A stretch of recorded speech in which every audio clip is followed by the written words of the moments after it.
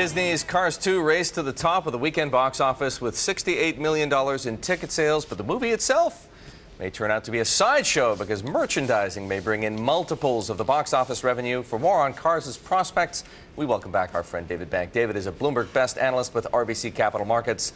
He has an outperform rating on Disney shares. David, good morning to you. Good morning. $68 million, is that just proof it doesn't matter what people say about this movie, that some people say it's not very good? Well, it's true. I think, first off, expectations had really gone down going into this weekend. We were probably looking for something closer to 50 or 55 million after a Rotten Tomatoes review, I think, of 36%, which means like 36% of all reviews were positive, the rest were negative. So it was kind of a pleasant surprise to see that 70 million-ish opening.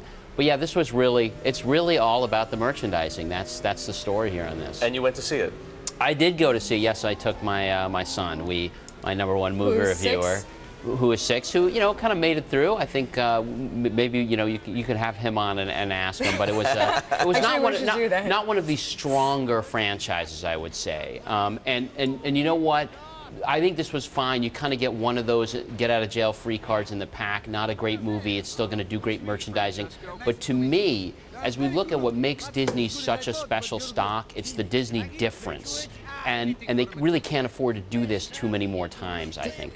So you think that maybe Pixar's reputation as the flagship, as really the best part of the brand, could take a hit if they do another Cars 2? That's correct. If they do, I think we stop looking at openings. The difference between DreamWorks and Pixar is that Disney difference.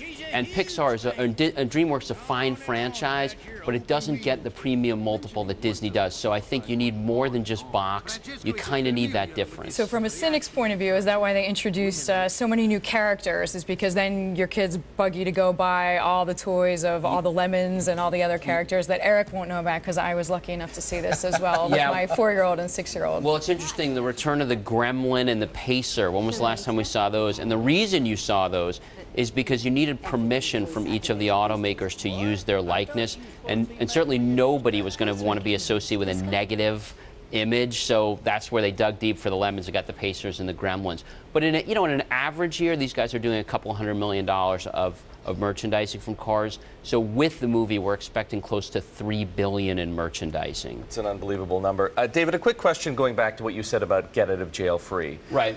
Disney has owned Pixar for, what, about 5 years now? Yeah, I think that's right. Right, and they've done by all accounts, a great job, right? Even Toy Story 3 turned out to be a great film. Is there any risk, though, that what we're beginning to see happen, or what we see happening with Cars 2, is what some of the skeptics said early on, that Disney owning Pixar eventually might become a little bit tired? John Lasseter might not feel as free as he once did. Well, gee, I think it's a hit-driven business. Not every movie could be a hit. And again, let's put it into perspective. This was the #1 grossing movie of the year. I think the #1 June, we've #1 grosser in a June. So what I think is they have to be careful that they're not making movies just to sell stuff. And I think Disney has historically... that would destroy the Pixar franchise. That is what would destroy the franchise. And Disney has been phenomenal, a phenomenal steward of its brands.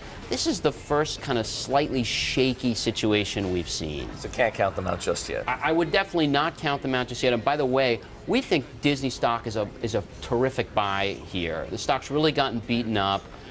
Let's wait and see what the international performance is on this movie. Pirates, by the way, opened kind of soft a couple of weeks ago domestically. It's done $750 million gross abroad. So international is really important to these studios, and we like the stock here, despite the fact this wasn't a great movie. It was a pretty good opening. All right, David, great to have you here. David Bank of RBC Capital Markets, the Bloomberg Best, talking about Disney.